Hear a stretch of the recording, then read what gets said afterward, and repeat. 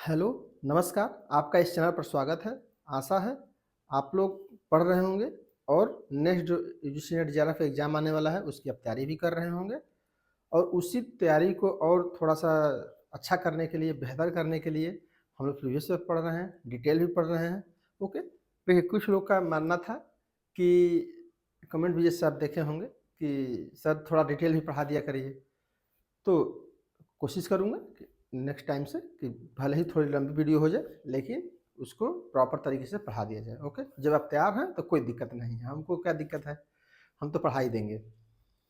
तो चलते हैं विदाउट कोई फर्दर डिस्कशन, क्लास में बने रहिए। निश्चित रूप से आपको कुछ नई चीज़ें देखने को मिलेंगी, नई चीज़ें सीखने को मिलेंगी और एक क्वेश्चन से कई क्वेश्चन तैयार होने की पॉसिबिलिटी रहेगी। ओके, तो इस पॉइंट ऑफ व्यू से आप क्लास देखिए, क्लास में पढ़िए और जो चीज़ें हो सकता है कि एक दो चीज़ें कहीं पर नहीं बता पाऊँ तो आप अपने से कोशिश करिए कि उसको सर्च करके पढ़ लीजिए। यही सबसे अच्छा तरीका है पढ़ने का, क्योंकि पढ़ाई दो तरीके से होती है। एक सिलेबस पढ़िए, पेपर सॉल्व करिए। एक होती है पेपर पढ़ के सिलेबस पढ़िए। तो यूजीसी नेट के जो एग्ज़ाम है सबसे ईजी यही है कि जो क्वेश्चन आया है उस क्वेश्चन के अनुसार सिलेबस पढ़िए। जो टॉपिक आया है उसको पढ़िए। ऑटोमेटिक अब तक से जब 10, 12, 15 साल के क्वेश्चन सॉल्व कर लेंगे तो आपको लगेगा कोई भी टॉपिक नहीं छूटा है और उससे कोई भी क्वेश्चन आएगा तो आप इजीली उसको हैंडल कर पाएंगे और अपना बेस्ट ऑप्शन दे पाएंगे। राइट, तो चलते हैं क्वेश्चन सॉल्व करते हैं। देखिए ये जो क्वेश्चन पेपर है वो है 2016 जुलाई का, जुलाई 2016। अब देखिए यहाँ से जो पेपर स्टार्ट होगा लगभग सबकी जो अभी तक कंटिन्यूसली चल रहा था, जून दिसंबर, अब यहाँ पर क्या होगा, कुछ चीज़ चेंज होंगी। 16 के बाद धीरे धीरे अब चीज़ें कोरोना तक आगे तक ऐसे ही चलता रहेगा। ओके, तो इसलिए कंफ्यूज मत होइएगा। राइट, चलते हैं फर्स्ट क्वेश्चन पे। For the following statement assertion and reasoning, assertion and reasoning का क्वेश्चन है। एसर्शन क्या कह रहा है, liberalisation means the corporatisation of departmental undertaking and public undertaking. तो यहाँ पता चला कि जो लिबरलाइजेशन का मेन क्या था कि जो पब्लिक अंडरटेकिंग थी जो कि गवर्नमेंट की संस्था थी उससे कॉर्पोरेशन ऑफ डिपार्टमेंटल हो गया, अंडरटेकिंग हो गया, तो ये सही है। लिबरलाइजेशन में क्या हुआ कि लिबरल हो गया। ओके, जो भी पॉलिसी थी, जो भी ओपन पॉलिसी थी वो सब लिबरल हो गया। राइट, नेक्स्ट है freedom to public sector undertaking to access capital market. तो कैपिटल मार्केट में जाने की क्या स्वतंत्रता हो गई, ये भी सत्य है, क्योंकि इससे क्या हुआ कि शेयर डिवाइड होने लगा। ओके, अब शेयर डिवाइड होने लगा तो कैपिटल मार्केट में तो जाना ही पड़ेगा। ओके, क्योंकि कैपिटल मार्केट कौन सी मार्केट है, लॉन्ग टर्म मार्केट है और इसी मार्केट में शेयर एंड डिवेंचर का ट्रांजेक्शन होता है। तो निश्चित रूप से लिबरलाइजेशन होने से शेयर मार्केट, देखिए उसी के बाद 1991 से ही आप देखेंगे सब कुछ टेंशन बढ़ने लगा है। वो चाहे शेयर मार्केट हो, उससे पहले शेयर मार्केट ज़्यादा कम सुनाई देगा लेकिन उसके बाद ही सब चीज़ें दिखाई दी। तो इसलिए assertion and reasoning both are correct. Right, और एक्सप्लेनेशन भी कर रहा है। देखिए एक्सप्लेनेशन सॉल्व करने का सबसे आसान तरीका क्या है, आपको बता दें, कोई बताए भी होंगे। यहाँ पे हमेशा बिकॉज लिख लिया करिए, BECAUSE, बिकॉज, क्योंकि। ओके, क्योंकि, तो आप देखेंगे सब क्वेश्चन सॉल्व कर ले जाएंगे। इतना भी नहीं समझ में आ रहा है तो बस वन टॉपिक से रिलेटेड हो, वन टॉपिक, तो हमेशा मारिए कि एक्सप्लेनेशन कर रहा है। अगर अलग अलग टॉपिक से है, सेपरेट टॉपिक से है, ओके, तो हमेशा एक्सप्लेनेशन नहीं करता है इस टाइप का। राइट, चलिए नेक्स्ट। नेक्स्ट यह पॉलिसी बताई गई है डिफरेंट टाइप्स की। जानते हैं फिजिकल पॉलिसी किसके द्वारा तैयार की जाती है, गवर्नमेंट के द्वारा। जो बजट पेश होता है उसी को फिजिकल पॉलिसी कही जाती है और ये किस लिए, फिजिकल फेडरेशन, फेडरलिज्म, राजकोषीय संघवाद। राजकोषीय संघवाद क्या है, स्टेट और सेंट्रल का डिवाइडेशन, इसी को संघवाद कहा जाता है। स्टेट एंड सेंट्रल में जो डिवाइडेशन होता है, जिससे कोई भी बजट पेश होता है तो ऐसा नहीं है कि बजट केवल सेंट्रल का ही होता है, खर्च तो स्टेट पे होता है ना। जैसे मान ली बोल दिया गया कि रोड बनेगा, नेशनल हाईवे, तो नेशनल हाईवे सेंट्रल का थोड़ा है लेकिन बन तो रहा स्टेट में ही है ना। इसीलिए ये सब फिजिकल फेडरेशन का एग्जाम्पल है ये। राइट, कि किस प्रकार से आप राजकोषीय नीति को संघवाद में रखते हैं कि जब स्टेट और सेंट्रल दोनों एक साथ काम करते हैं। Right, technological policies. Okay, mitigation of natural hazards. Micro economics policy क्या है, बैलेंस ऑफ पेमेंट से रिलेटेड है। माइक्रो इकोनॉमी जानते हैं किस से बैलेंस ऑफ पेमेंट से सही हो रहा है, क्योंकि आप जानते हैं माइक्रो इकोनॉमिक्स में नेशनल लेवल के इशू या स्टडी किए जाते हैं, सीधी सी बात है। जब ना समझ में आए नेशनल लेवल इशूज, ओके, तो अब आप समझ जाएंगे कि माइक्रो इकोनॉमिक्स में क्या होता है। तो बैलेंस ऑफ पेमेंट किसका होगा, कोई एक स्टेट का तो नहीं होगा, कोई एक कंपनी की तो नहीं होगी, ये होगा नेशनल का, कि हमारा भुगतान संतुलित है कि नहीं है, राइट। और मॉनेटरी पॉलिसी जानते हैं इन्फ्लेशन के लिए है। मॉनेटरी पॉलिसी किसके द्वारा बनाया जाता है, आरबीआई के द्वारा, राइट, आरबीआई के द्वारा मॉनेटरी पॉलिसी। तो ये दो चीज़ें तब जान ही सकते हैं, तो हमेशा ध्यान रखिए RBI policy is making by inflation, या monetary control policy. Physical policy physical federation के लिए है, ये बजट यहाँ दे देता है, ओके, वो भी आपका सही हो जाता है, राइट। चलिए नेक्स्ट चलते हैं। Which of the following factors is not directly responsible for the slowing down the growth of infrastructure? कौन ऐसा फैक्टर है जो कि डायरेक्ट रूप से रिस्पॉन्सिबल नहीं है इंफ्रास्ट्रक्चर ग्रोथ के लिए, okay. High level of perceived political risk, सही है, डायरेक्ट रूप से इन्वॉल्व रहता है।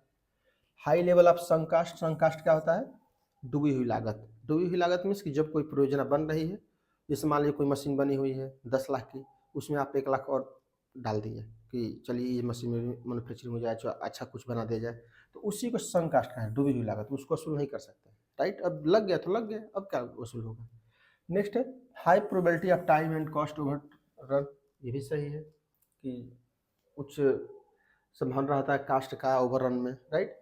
Introduction of competition in all sector, अब क्या है कि introduction of competition, all sector में कंपटीशन इंक्रीज कर जाता है, तो ये अच्छी बात है, ये रिस्पॉन्सिबल डायरेक्टिव फैक्टर प्रोवाइड नहीं कर रही, ये अच्छी बात है कि ऑल कंपटीटर्स इन्वॉल्व हो जा रहे हैं, राइट। तो इसीलिए ये ऑप्शन आपका सही हो रहा है, राइट।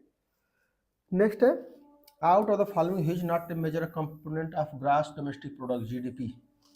जीडीपी में कौन मेन प्रोडक्ट नहीं है, मीन्स कैसे आप प्रिपेयर करते हैं। पर्सनल कंजम्पशन एक्सपेंडिचर, सही है।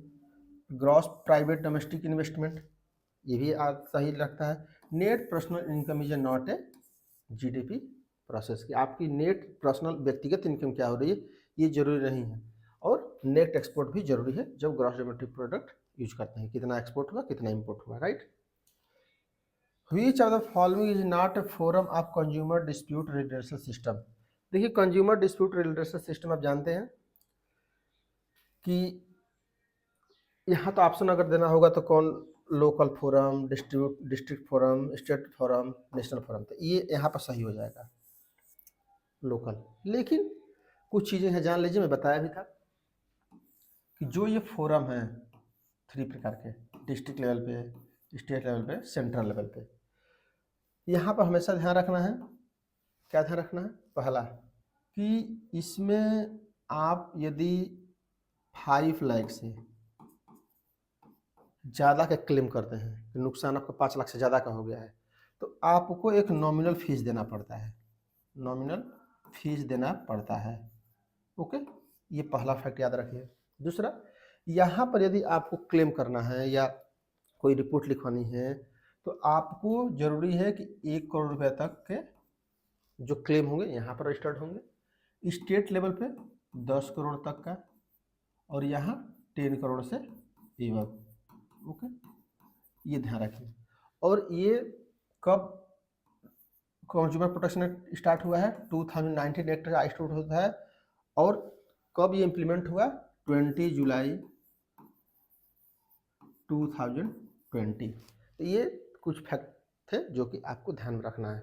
आप जानते हैं 30 दिन के अंदर में रिपोर्ट भी लिखना पड़ता है, यदि क्लेम हुआ तो 30 दिन के ऊपर आप, जैसे मान लीजिए किसी ने कोई रिपोर्ट पास कर दिया तो उसके एवज में जाना है, तो स्टेट में जाना है, तो आपको तभी जा पाएंगे जब आप 30 दिन के अंदर जाएंगे। यह तो पर्याप्त कारण हो जाए कि आप पिछले 30 दिन के अंदर में आपने क्लेम नहीं किया या अपील नहीं किया।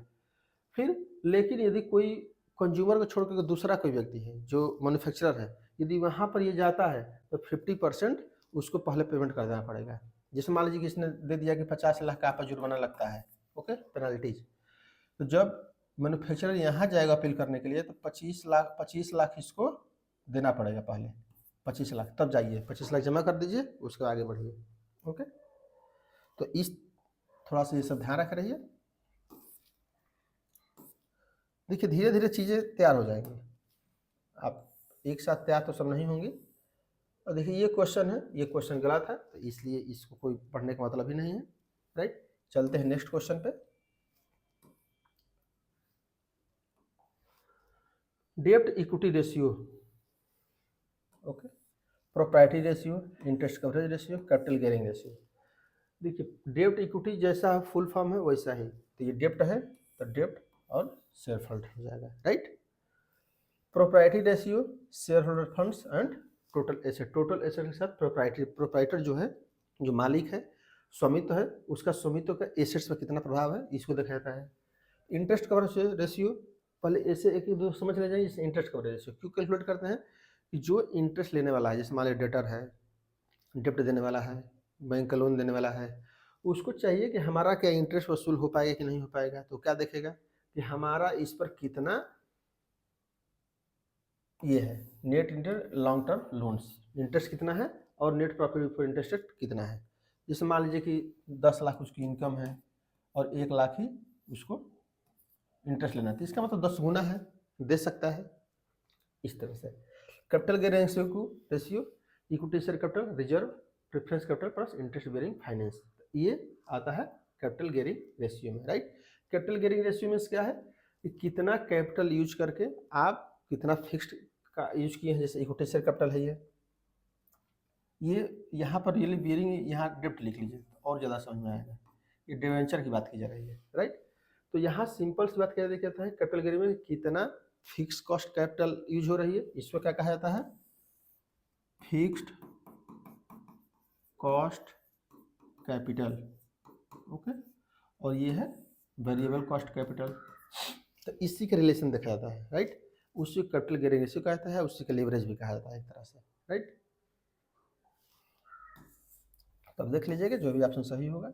नेक्स्ट है, Ram and Shyam are partners of a firm, capital 4,80,000, 3,10,000। यहाँ बताया जा रहा है कि राम और श्याम पार्टनर है, 4,80,000 इनकी पूंजी है, 3,10,000 उनकी पूंजी है respectively. The admitted Ganesh are partner 1/4, तो गणेश एक पार्टनर आ रहा है जो 1/4 का प्रॉफिट शेयर लेगा। Ganesh bring 3 lakh as capital, 3 lakh capital आ रहा है। अब ऐसा समझिए 1.1 डिवाइड बाई 4 ला रहा है। अब जानते हैं कि इसको रेस्ट ऑफ करने के लिए क्या होता है, 1 माइनस 1 डिवाइड बाई 4, तो क्या हो जाएगा 3/4, राइट। अब क्या करना है, 3 गुना पूंजी। इसका मतलब क्या है कि ये पूंजी 3 के लिए ला रहा है, तो कितना लाएगा 3 lakh, 3 lakh multiply by 3, 9 lakh, okay. इसका मतलब कि नॉर्मल क्या होना चाहिए कि 9 लाख पूंजी होनी चाहिए इस टाइप से। लेकिन अब इनको ऐड करिए, 4,80,000 प्लस 3,10,000, तो कितना हो जाएगा 7,10,000, सॉरी 7,90,000, ओके। देखिए 7,90,000 उनकी पूंजी है और 9 लाख टोटल है, राइट। 9 लाख, इसमें से क्या करेंगे, 9 लाख में से माइनस कर देंगे, यहाँ पे 9 लाख लिख के कितना आ जाएगा 1,10,000 पहला। अब इसी को पूछा जा रहा है कि वो गुडविल के रूप में कितना ला रहा है। अब यहाँ पर क्या करना है, केवल गुडविल के लिए 1/4 हिस्सा की गुडविल लाएगा वो, तो यहाँ पर क्या करेंगे 4 से डिवाइड कर देंगे, 4 यहाँ 27,000 वाला जो है यही आपसे 27,500 रुपये आ जाएगा, राइट, 27,500। इस प्रकार से आप क्वेश्चन को सॉल्व कर सकते हैं।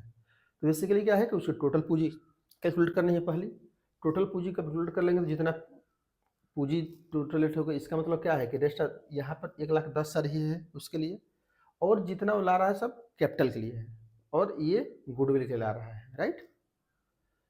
तो इसका मतलब क्या है कि इनकी पूंजी अगर रियल में 9 लाख होती, अगर मान लीजिए कि ये टोटल एड होकर के 4, 3, 7 है ना, और मान लीजिए कि 1 लाख का बढ़ जाता है 10,000, तो ये 9 लाख हो जाता है, 9 लाख। जब 9 लाख हो जाता ना, 9 लाख में से माइनस करते तब आपको क्या होता है, गुडविल नहीं होता है। इसका मतलब क्या है कि पूंजी उनकी 7,90,000 की है और मांग कितना रहा है इससे 9 लाख के हिसाब से, ओके, 3 गुना के हिसाब से, इसलिए जो रेस्ट ऑफ पैसा है वो गुडविल हो जा रही है, राइट। यहाँ सिंपल से एक लाइन समझना है कि जितना पूंजी चाहिए उसे, जैसे मान लीजिए कि आप हम हिस्सा में पहले से हैं 10,000 दिए हैं, वो हिस्सा में 20,000 दिया है और आपसे 25,000 मांग लीजिए, इसका मतलब क्या है कि जो एडिशनल पैसा दे रहे हैं जबकि अनुपात आपको कम प्रॉफिट मिलेगी, इसका मतलब आप गुडविल पैसा खरीद रहे हैं, नहीं हमारे में अंदर में आएंगे तो हम आपको ज़्यादा पैसा देना पड़ेगा, इस टाइप का सोचना है, राइट। नेक्स्ट है which of the following is deferred revenue expenditure.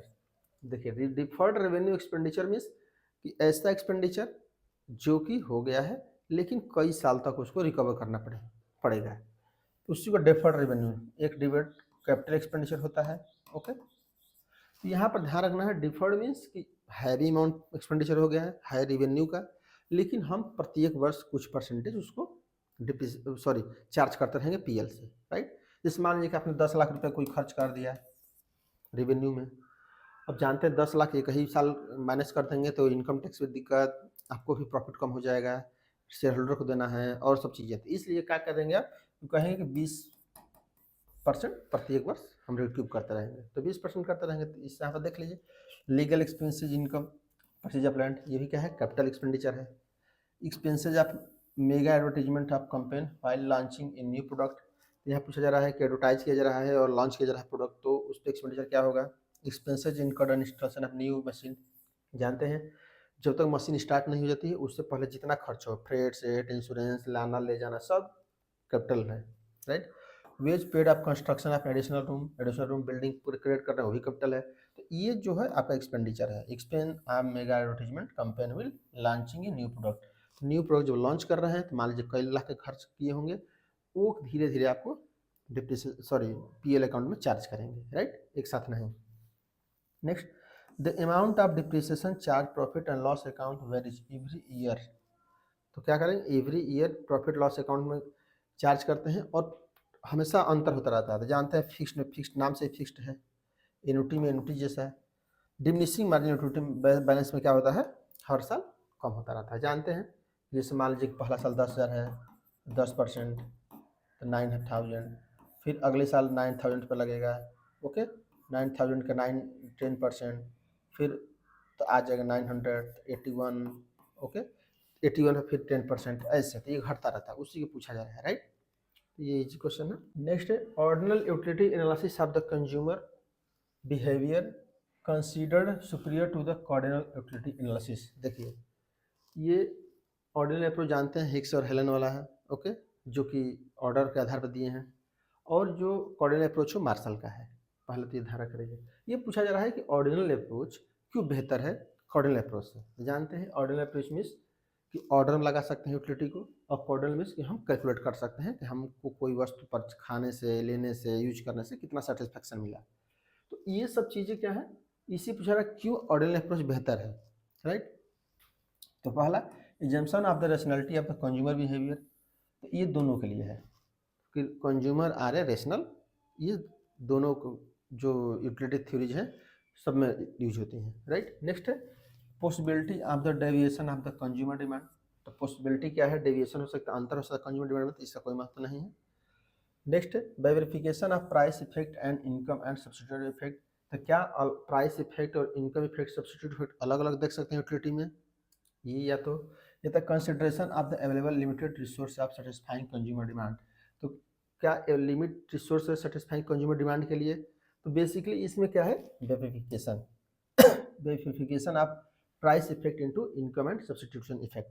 तो यहाँ पर क्या होता है ना कि ऑर्डिनल अप्रोच में ये दोनों अलग अलग करके टेस्ट करते हैं, लेकिन जो कार्डिनल अप्रोच है वो एक साथ टेस्ट हो जाता है, राइट। उसमें केवल यूटिलिटी देखी जाती है, उसमें नहीं देखा जाता कि प्राइस क्या है, उसकी इनकम क्या है, ये सब चीज़ें नहीं देखी जाती हैं, लेकिन ऑर्डिनल अप्रोच में देखा जाता है, इसलिए वो कार्डिनल अप्रोच से ऑर्डिनल अप्रोच बेहतर है, right. Next price reduction normally Leeds on increase in the demand for a commodity, तो प्राइस नॉर्मली क्या करती है इंक्रीज करती है डिमांड में, ये भी सही है। Price reduction leads to the entry of the new buyers of commodity in the markets, देखिए प्राइस रिडक्शन लीड्स करता है नया मार्केट, तो यहाँ पर पूछा जा रहा है कि क्या पहला में क्या प्राइस कम हो जाएगी, तो डिमांड बढ़ जाएगी, तो सही है, तो लॉ ऑफ डिमांड ही है। और प्राइस रिडक्शन से क्या होता है कि कब क्यों बढ़ता है, क्योंकि न्यू एंट्री मिल जाती है लोगों को। जैसे कम हो गया तो जो नहीं परचेज कर सकता था वो भी परचेज कर ले जाएगा, इसलिए डिमांड बढ़ जाए। लेकिन केवल ये कारण नहीं है, राइट, जो परचेज कर रहा है वो ज़्यादा भी परचेज करने लगता है, इसलिए ये रीजन सही है, लेकिन एकदम करेक्ट एक्सप्लेनेशन नहीं है। क्योंकि एक इसमें छूट गया है क्या, कि जो एग्जिस्टिंग बायर वो भी बढ़ा सकता है परचेज, राइट, इसलिए ये हो रहा है, राइट। चलिए next, the minimum long run average cost can be determined on.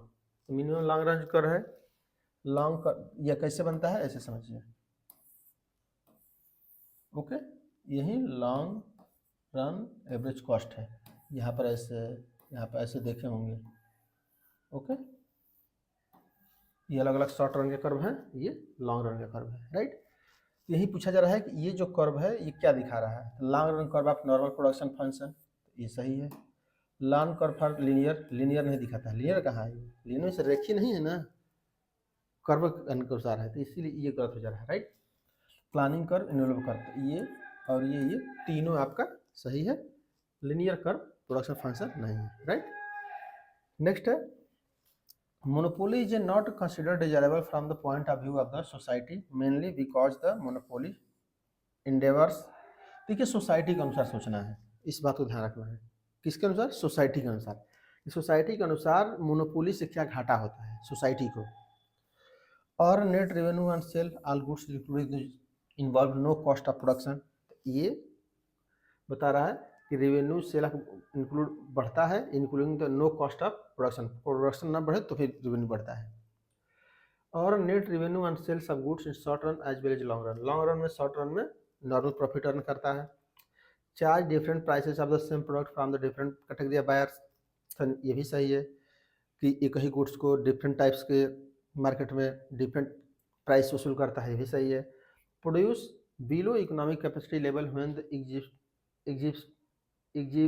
Exhibits satisfaction with normal profit only. तो यहाँ क्या है, यहाँ पूछा जा रहा है कि वो जिससे मान लीजिए उसको बनाना है 100 क्वांटिटी, लेकिन वो सोचता है कि अकेले हम बना रहे हैं तो हम 80 बनाएंगे तो डिमांड कम रहेगा, सप्लाई, तो हमारी प्राइस अच्छी रहेगी। तो ये क्या है ना कि इकोनॉमिक को घाटा लग रहा है कि नहीं। जैसे मान लीजिए कि कोई एप्पल का फ़ोन ले लीजिए, एप्पल का फ़ोन, ओके, वो बना सकता था 10 लाख, बना कितना रहा है 1000, डिमांड क्राइस करने के लिए। जैसे कोई मोबाइल देखते होंगे, आता है कि मोबाइल नहीं मिल रहा है, ऑनलाइन देखते होंगे, तो आप सोचिए कि वो गड़बड़ नहीं कर रहा है, उसके पास तो चाहता था चाहे जितना बना लेता ना, लेकिन नहीं बनाना है उसको, क्यों, क्योंकि जानता है कि सस्ता हो जाएगा, सप्लाई बढ़ जाएगी, तो इसलिए महंगा रख रही है और सप्लाई बढ़ाइए ही मत, इसी को यहाँ बात की जा रहा है। तो ये क्या है, इकोनॉमी की दृष्टि से घाटा है, तो जीडीपी उससे तो कम न हो गई, जहाँ 1 लाख बनाते 10 लाख, वहाँ 1000 बना रहे हैं, जीडीपी कम हुई कि नहीं। प्रोडक्ट लाइन प्राइसिंग पूछा जा रहा है, include huge combination of the following. तो प्रोडक्ट लाइन प्राइसिंग जब यूज करते हैं, एक प्रोडक्ट है उसका प्राइस निर्धारित कर रहे हैं, तो क्या क्या चीज़ें ऐड करते हैं उसमें, राइट, ऐसे समझिए। तो पब्लिक यूटिलिटी प्राइसिंग, क्या पब्लिक कितना पब्लिक यूटिलिटी है वो भी प्राइसिंग ऐड होगी। कम्प्लीमेंट्री गुड्स प्राइसिंग, कम्प्लीमेंट्री पूरक वस्तु से रिलेटेड। स्पेयर पार्ट्स में कल पुर्जे जो भी यूज होंगे उनको भी ऐड करेंगे। Load factor pricing, load factor price भी यूज करेंगे, कितना उसमें इंश्योरेंस कॉस्ट फ्रेट ये सब लगा है। तो यहाँ पर देखिए पब्लिक यूटिलिटी यहाँ पर ध्यान नहीं रखा जाता है, राइट। तो सेकेंड, थर्ड और फोर्थ ये आपका ऑप्शन सही हो जाएगा, राइट, कि पब्लिक यूटिलिटी प्राइसिंग यहाँ पर नहीं रखी जाती है। When the classified only of the basis of descriptive characteristics which can not be quantified at no knowledge. Quantified ध्यान रखिए, डिस्क्रिप्टिव ध्यान रखिए, राइट। तो यहाँ क्या है, जियोलॉजिकल, क्रोनोलॉजिकल, क्वालिटेटिव, क्वांटिटेटिव। देखिए क्वांटिटेटिव दिया है ना, तो क्वांटिटेटिव पूछा जा क्या जा रहा है, कैन नॉट, ओके, इसलिए यहाँ पर क्वालिटेटिव हो रहा है, राइट। ये क्वालिटेटिव डिस्क्रिप्टिव स्टैटिस्टिक्स देखा जाता है, क्वांटिटेटिव नहीं, राइट। तो ये क्वांटिटेटिव बस ध्यान रखेंगे तो आप सही कर ले जाएंगे।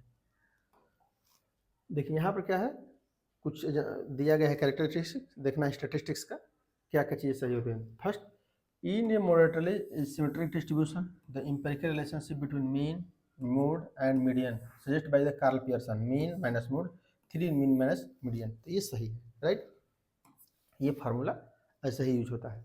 कि mean minus mode, 3 mean minus median, right.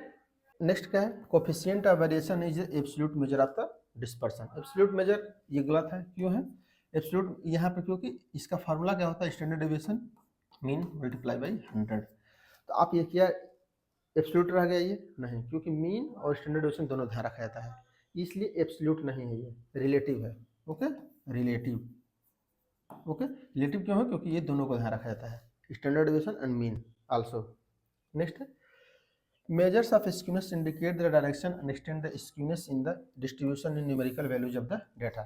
तो skewness निश्चित रूप से डायरेक्शन दिखाता है, राइट, ये कितना उसका डायरेक्शन है, वैल्यू है डाटा का। तो डायरेक्शन जैसे बताया था, स्केवनेस ये है नेगेटिव, ये है पॉजिटिव, ये है नॉर्मल, तो ये कौन दिखाता है, डायरेक्शन दिखा नहीं रहा है कि पॉजिटिव है कि नेगेटिव कैसे, इसी की बात की जा रही है, right. Next, kurtosis refer the degree of flatness peakedness region around the mode of frequency curve. तो फ्रीक्वेंसी कर्व के आधार पर फ्लैटनेस दिखाई जाता है। तो जैसे आप एक दिन बताए होंगे आपसे, जैसे प्लेटोक्यूरेटिक,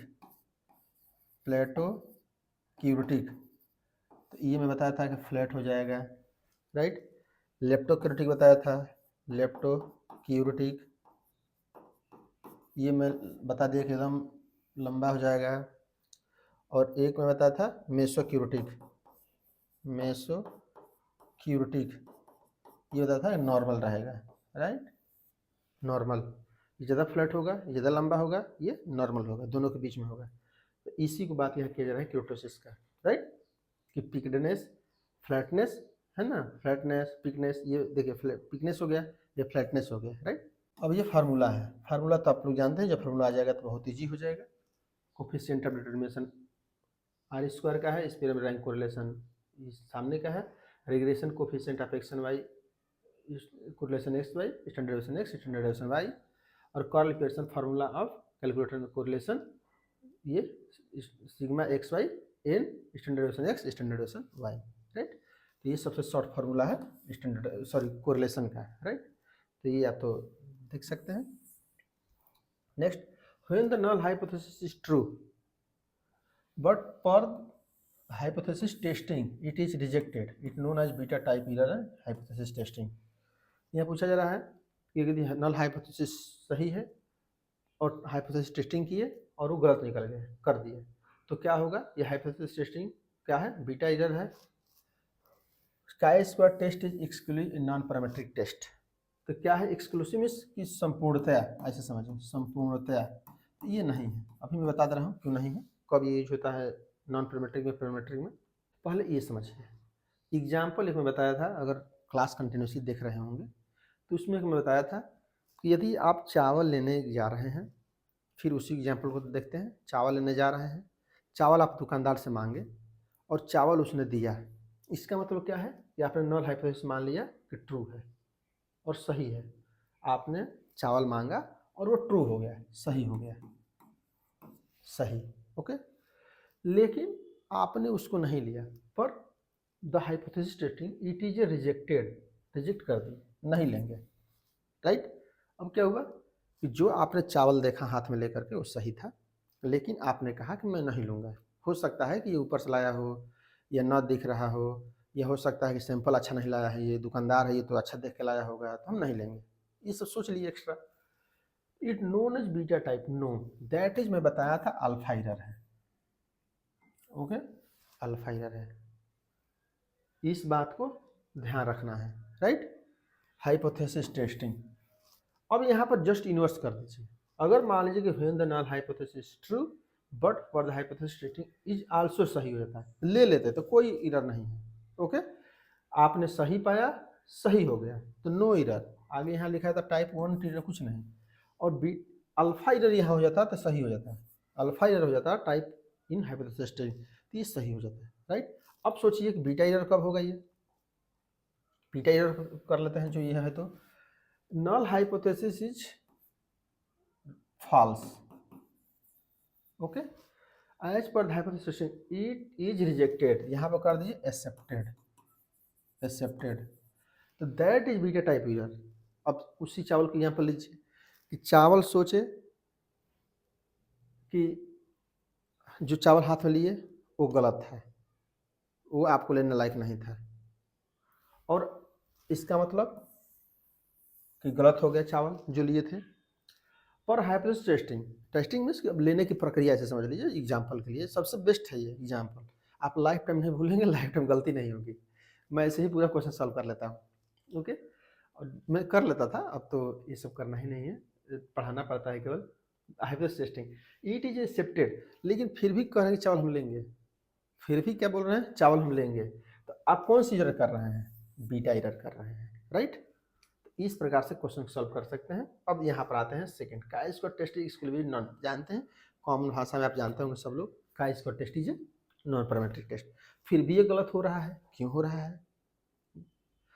देखिए 2-3 टेस्ट होते हैं का स्क्वायर टेस्ट में, test of goodness of fit, okay. दूसरा टेस्ट ऑफ इंडिपेंडेंस, स्वतंत्रता का। और थर्ड पे test of homogeneity, test of homogeneity, समरूपता, नहीं समझ आया तो समरूपता, ओके, समरूपता। अब यहाँ पर समझिए एक एक करके पहले टेस्ट को। Test of goodness of fit ये बताता है कि जो ऑब्जर्व फ्रीक्वेंसी लिए हैं, जो एक्सेप्टेड फ्रीक्वेंसी लिए हैं, ये क्या सेम है, ये सेम डाटा से लिए गए हैं कि नहीं लिए गए हैं, ये गुडनेस ऑफ फिट बताता है। टेस्ट ऑफ इंडिपेंडेंस बताता है कि जो दो गुण हैं, दो करेक्टर हैं, ब्लैक वाइट कुछ भी, ब्लाइंड है, ब्लैक है, मेंटल है, कुछ भी, दो जो गुण लिए गए हैं, क्वालिटी ली गई है, क्या दोनों क्वालिटी में स्वतंत्रता है या डिपेंडेंसी है, इंडिपेंडेंसी है, इसको यहाँ पर टेस्ट करते हैं, राइट। और टेस्ट ऑफ होमोजेनिटी, होमोजेनिटी में ये टेस्ट करते हैं कि जो ये डाटा है पॉपुलेशन टोटल, क्या पॉपुलेशन से जो दोनों सैंपल लिए गए हैं ये एक ही पॉपुलेशन से लिए गए हैं, ये टेस्ट होता है टेस्ट ऑफ होमोजेनिटी से, ओके, समरूपता से। अब यहाँ पर क्वेश्चन ये है कि किस टेस्ट में नॉन पैरामीट्रिक प्योर नहीं रह जाता है, ये टेस्ट ऑफ इंडिपेंडेंस में, राइट। इस बात को ध्यान रखना है, यूज हो सकता है, नॉन पैरामीट्रिक टेस्ट भी हो सकता है, लेकिन इसमें कंफर्म है कि ये नॉन पैरामीट्रिक टेस्ट ही यूज होगा एज ए का स्क्वायर टेस्ट। इसमें चाहे तो का स्क्वायर टेस्ट का नॉन पैरामीट्रिक टेस्ट यूज करिए या as a parametric test use करिए, इसमें इंडिपेंडेंस के लिए दोनों यूज हो सकता है। इस लाइन को याद रखना और इसी को यहाँ बताया जा रहा है, राइट। चलते हैं नेक्स्ट यहाँ पर computer that recognise discrete signal, तो ये हो जाएगा डिजिटल, तो इसमें कोई दिक्कत नहीं है, राइट, डिजिटल सिग्नल। नेक्स्ट है Herbert Simon concept of administrative man assume that, तो एडमिनिस्ट्रेटिव मैन, इसको जो थ्योरी है एडमिनिस्ट्रेशन मैन ना है, इसकी जगह पर आ जाए रेशनल बाउंडेड, तो रेशनल बाउंडेड, ओके। तो भी है कि जो सीमित सोच रहा है, बाउंड सोच रहा है, सीमित सोच के सिद्धांत, तो भी यही होगा। हर्बर्ट साइमन का मानना ये है, एक लाइन में समझिए जो इनका क्रक्स पॉइंट है, कि एक व्यक्ति अनलिमिटेड नहीं सोच सकता है, कोई भी डिसीजन ले रहा है, कोई भी मर्डर कर रहा है, किसी भी कुछ भी कर रहा है दुनिया में, वो अनलिमिटेड सोच ही नहीं सकता। इसीलिए कोई भी व्यक्ति कोई भी गलती करके पकड़ा जाता है, क्योंकि जब वह यूज कर रहा होता है अपना ब्रेन, तो इतना ही यूज कर रहा होता है। अगर 2-3 लोग मिल गए तो इतना करेंगे, 4-5 लोग मिल गए तो इतना करेंगे, 5-6 लोग मिल गए इतना करेंगे, 100% 10 करोड़ लोग मिलेंगे तब करेंगे, ओके। इसलिए गलती पकड़ में आ जाती है।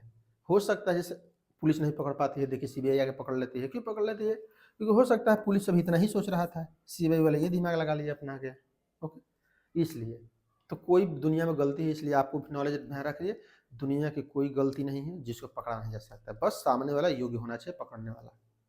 क्यों? क्योंकि इसी थ्योरी के अनुसार हर्बर्ट साइमन ने कहा कि कोई सबसे ज़्यादा नहीं सोच सकता है, कि अगर हमें डिसीजंस ले रहे हैं तो हम सब कुछ सोच के डिसीजंस ले लेंगे। कौन पृथ्वी पर ऐसा है जो सोच के पूरा डिसीजंस नहीं ले सकता है, राइट। चलिए तो यहाँ पर देखते हैं उसी को, he has satisfy approach decision making rather than the maximum approach, तो ये सेटिस्फाई है मैक्सिमम अप्रोच से, सही है। He can make decision without determining all possible alternatives, तो यहाँ पर he can make decision without all alternatives, ये भी है, ठीक है।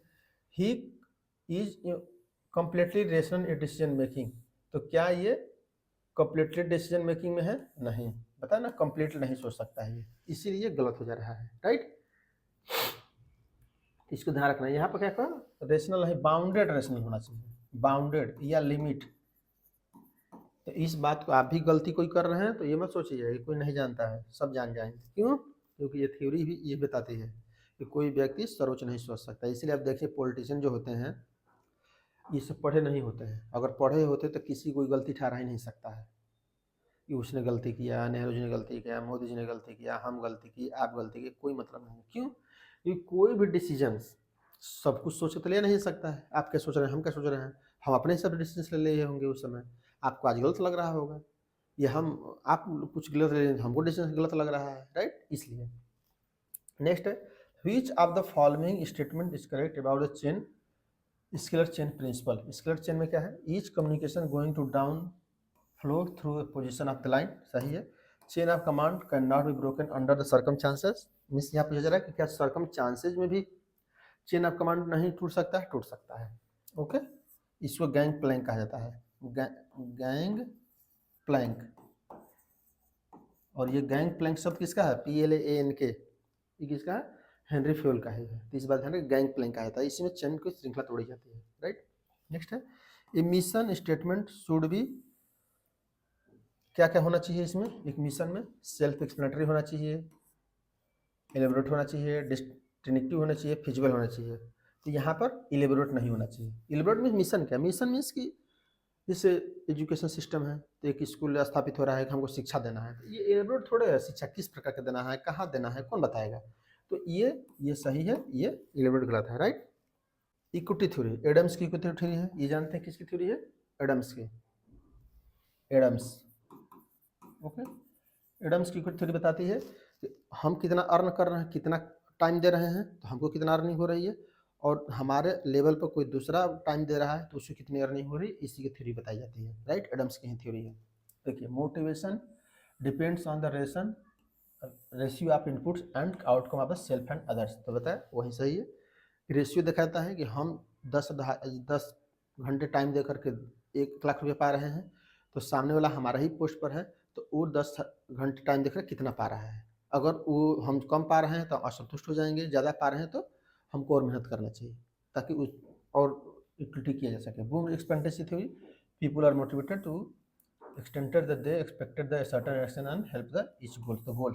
बूम की एक्सपेक्टेंसी थ्योरी है, expectancy, okay, expectancy theory, right.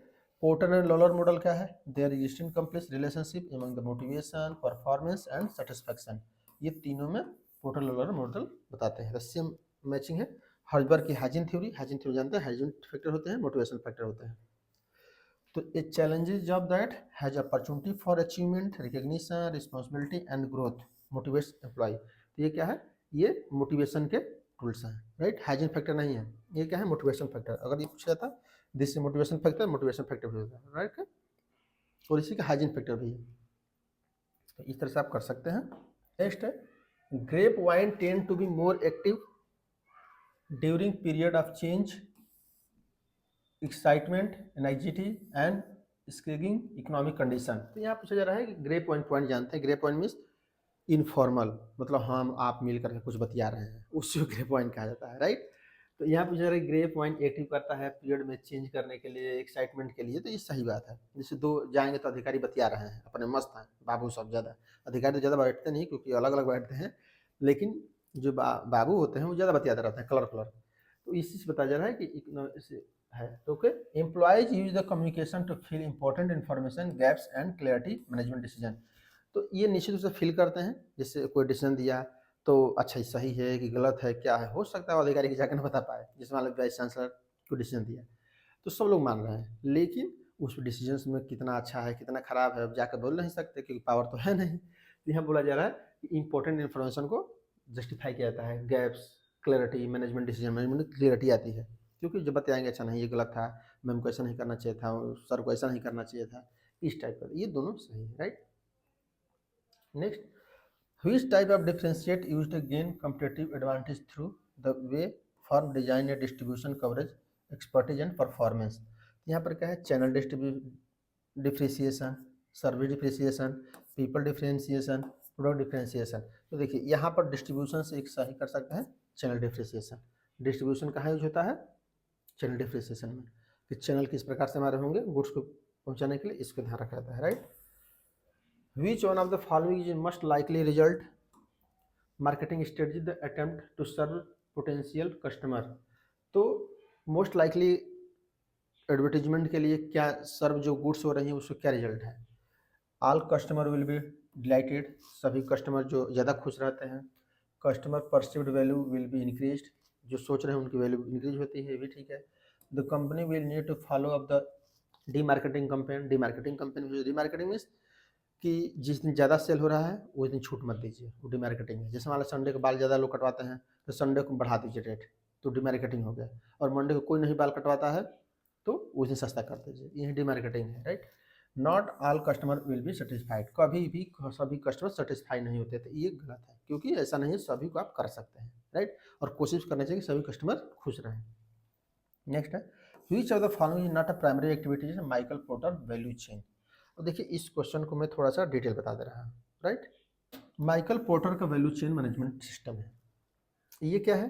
Primary activity. इसका मतलब ये सेकेंडरी भी दिए होंगे, जो प्राइमरी है तो सेकेंडरी दिए ही होंगे।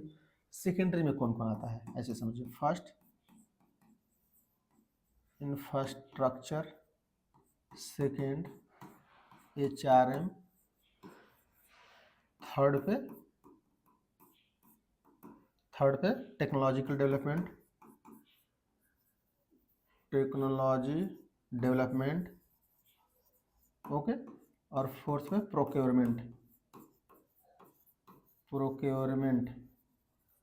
प्रोक्योरमेंट, ये आता है इसमें, राइट। सेकेंडरी, ये पूछा था सेकेंडरी एक्टिविटी में आता है, सेकेंडरी एक्टिविटी, ओके, ये इसमें आता है। अब प्राइमरी में इसका मतलब पूछा जा रहा है कि प्राइमरी में कौन कौन नहीं है, तो इनबाउंड लॉजिस्टिक है, ऑपरेशंस है, आउटबाउंड है, तीनों। प्रोक्योरमेंट तो नहीं है, ओके। इसका मतलब प्रोक्योरमेंट सेकेंडरी में है, तो ये तो ऑप्शन आपका सही हो जाएगा। क्यों? क्योंकि प्रोक्योरमेंट ने बताया कि ये सेकेंडरी का फंक्शन है। Infrastructure, HRM, technological development and procurement, that is your secondary activities. तो ये तो सही हो गया। अब इसके स्थान पर ये भी फोर है, जैसे ये 4 है ना, ये भी 4 है, तो इसका मतलब कि इसका स्थान पर कुछ तो होगा ना, इसको याद रखिए। मार्केटिंग एंड सेल्स, ऐसे मार्केटिंग एंड सेल्स, ये कंप्लीट क्वेश्चन हो गया। कि अगर मान लीजिए कि ये इतना तो लिख लीजिएगा, अगर मान लीजिए कि पूछा था वैल्यू चेन नॉट न होता और यहाँ पर लिखा था सेकेंडरी, तो कौन सही हो जाता? ये सही हो जाता है। ये कौन सही नहीं है? तो प्रोक्योरमेंट। तो इस प्रकार से आप क्वेश्चन को सॉल्व कर सकते हैं। जानते हैं 5 फोर्स मॉडल भी नहीं क्या है? 5 फोर्स में बताया था कि सप्लायर कौन है, बायर है, कंपटीटर्स हैं, जो आपके क्या कहते हैं कि जो न्यू इंट्रेंट्स हैं, जो नया आके आ सकते हैं, जो आपके सब्स्टिट्यूट गुड्स हैं, ये सब चीज़ें प्रभावित करते हैं। तो ये 5 फोर्स मॉडल के अंतर्गत आते हैं और ये वैल्यू चेन के अंतर्गत आते हैं। चेन आप वैल्यू दे रहे हैं तो किस प्रकार से सेकेंडरी एक्टिविटी और प्राइमरी एक्टिविटी में डिवाइड किया गया है, राइट। नेक्स्ट है, which of the following represent consist result when the test of instrument is used repeatedly के लिए क्या होता है? Reliability test, right. रिपीट करिए और वही टेस्ट का आंसर आ रहा है तो समझिए कि आपका आंसर सही है, राइट। नेक्स्ट है, too many stimulate make a person accommodate to the sensation sensory adoption is a problem that concern may be advertiser which in may be they to the change their advertising campaign regularly। यहाँ पूछा जा रहा है कि ज़्यादा accommodate किया जाता है सेंसरी एडॉप्शन का, एडवर्टीजमेंट का कंसर्न किया जाता है एडवर्टाइजमेंट से, उसको चेंज भी किया सकता है एडवर्टाइज कंपनी के द्वारा, तो ये भी सही है, राइट।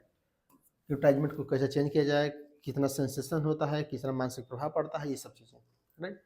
नेक्स्ट है, to cut through advertising clutter and ensure that consumer perceive advertisement, marketers try increase sensor inputs।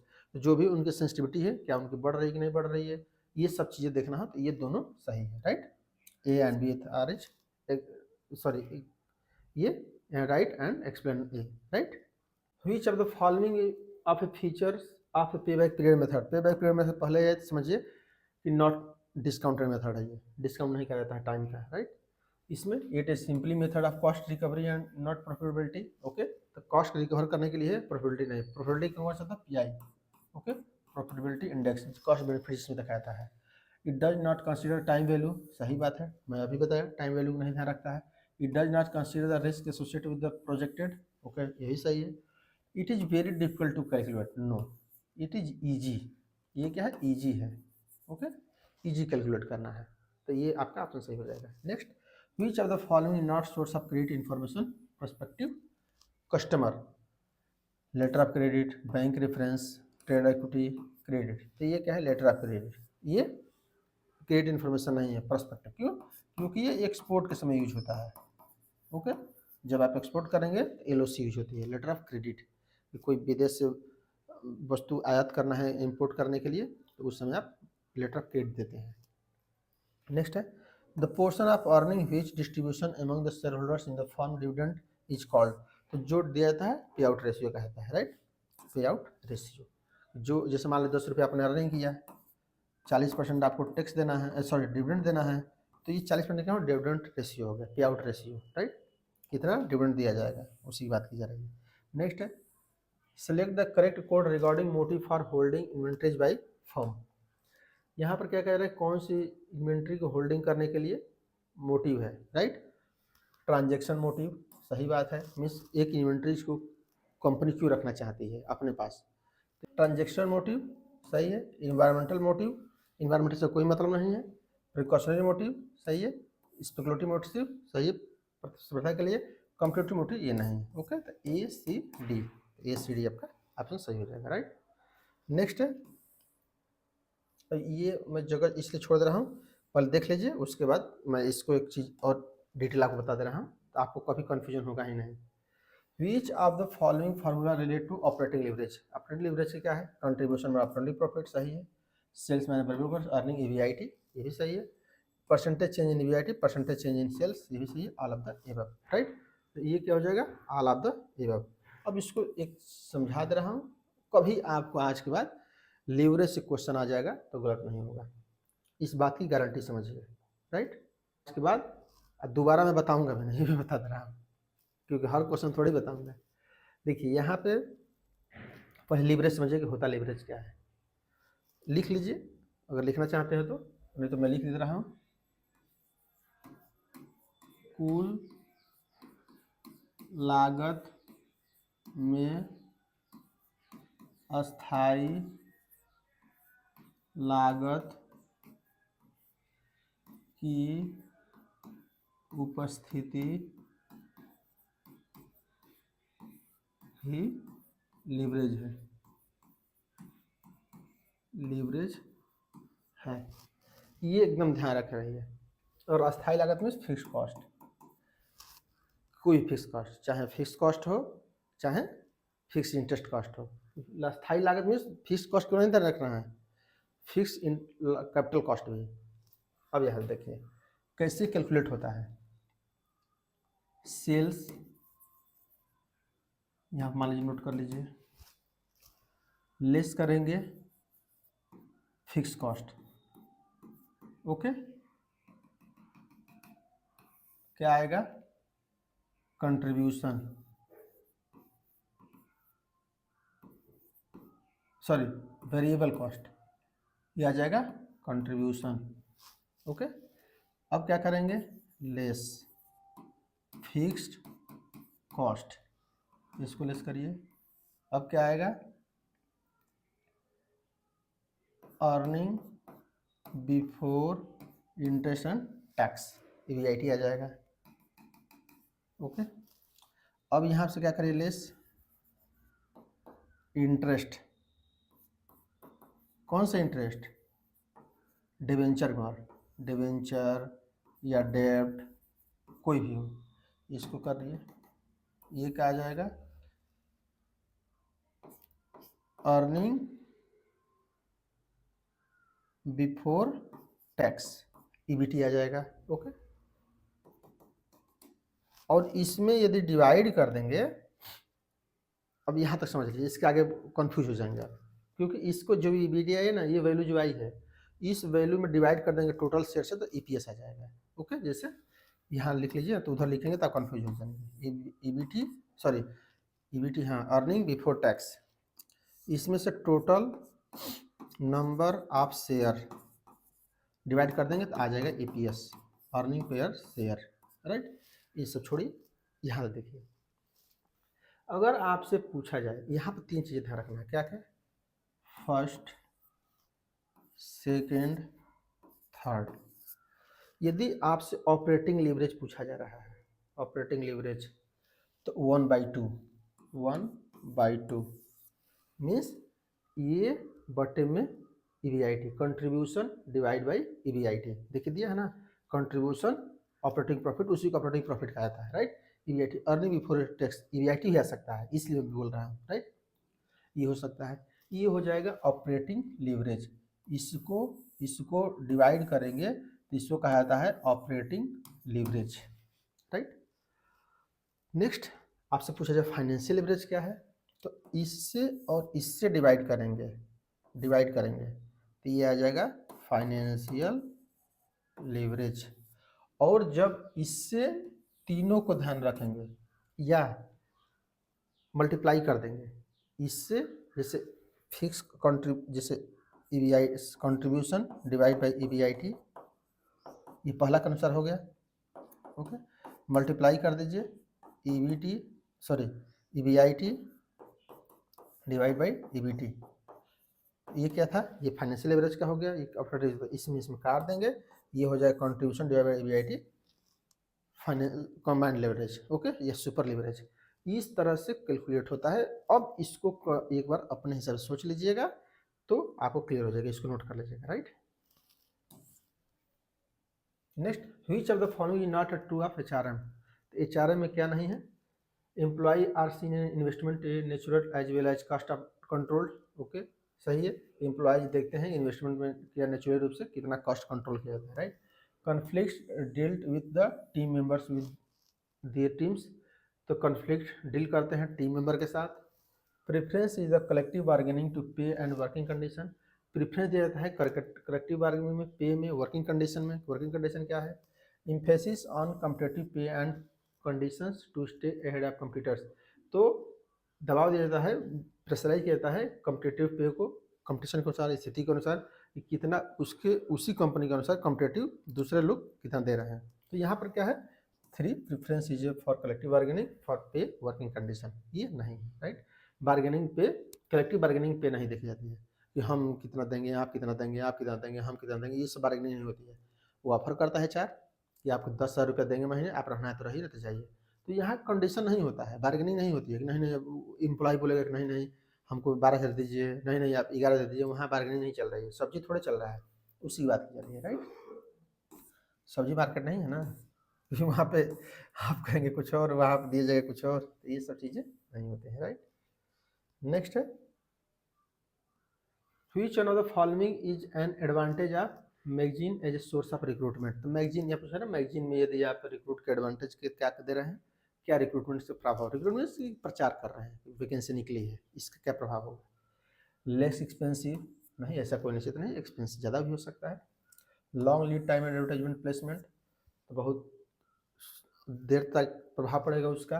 Reach diverse audience, तो ये सही है, मैगजीन में दे रहे हैं तो विभिन्न प्रकार के ऑडियंस के पास पहुंचेगा, तो यही आपका।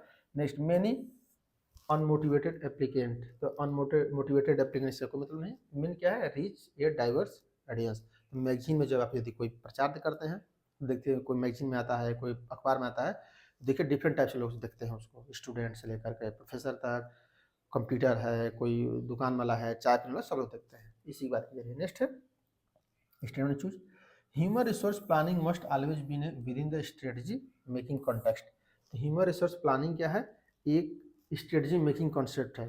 तो प्लानिंग में क्या होता है, निश्चित रूप से आप एक प्लान बना रहे होते हैं, स्ट्रेटजी बना रहे होते हैं, इसलिए सही है। Human resource planning process remove from the realities of the business will be waste of time, तो वेस्ट रिमूव करता है क्या, वेस्ट ऑफ टाइम को, तो सही बात है। ह्यूमन रिसोर्स प्लानिंग करता है, ह्यूमन रिसोर्स प्लानिंग करने के क्यों किया जाता है, ताकि टाइम को हटाया जाए, राइट। तो ये आपका सही हो जाएगा, right. Golden parachute, gain sharing, stock option, annual bonus. The right to purchase a stated number of share to company stock today price at same in the future. यहाँ अधिकार देना कि जो आज की प्राइस है उसी को फ्यूचर में परचेज कर सकते हैं, ये स्टॉक ऑप्शन है, right. An incentive plan engage employ a common effort to achieve productivity objective and share to gain.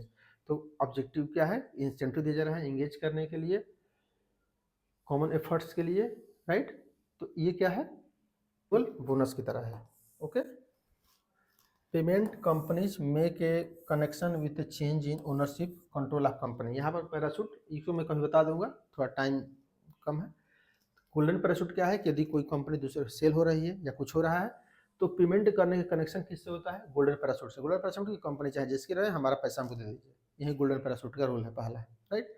और आगे कभी मैं बता दूंगा इसके, और गोल्डन पैराशूट, पॉइजन पिल्स, ये सब चीज़ें होती हैं। तो कभी नेक्स्ट में आया है 1-2 साल बाद, तो हम उस समय एक्स्ट्रा बता दूंगा अच्छा से, राइट। नेक्स्ट है plan design to motive short term performance a manager and tried company profitability, right. यहाँ पर क्या हो जाएगा, गेन शेयरिंग, ओके। इस तरह से आप सही कर सकते हैं। नेक्स्ट है which one of the following is not a function of plant council. Plant council का कौन सा फंक्शन नहीं है। Recommended improve satisfy health and welfare measures, recommend करना सेफ्टी, हेल्थ और वेलफेयर मेजर्स के लिए। Determine productivity scheme taking a consideration the total consideration, तो प्रोडक्टिविटी स्कीम को लेना और कंसिडर करना, right. Planning implementation review of monthly target and schedules, तो प्लान करना, इम्प्लीमेंट करना कि मंथली टारगेट क्या है, मंथली शेड्यूल्स क्या है।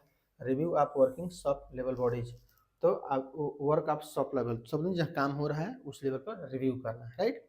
तो यहाँ पर क्या हो जाएगा, पहला recommended and improve safety and health and welfare, ये इसका काम नहीं है, ओके। जो प्लांट काउंसिल है, जो सलाह देने वाला परिषद है, वो सेफ्टी हेल्थ है, इसका काम नहीं है, राइट।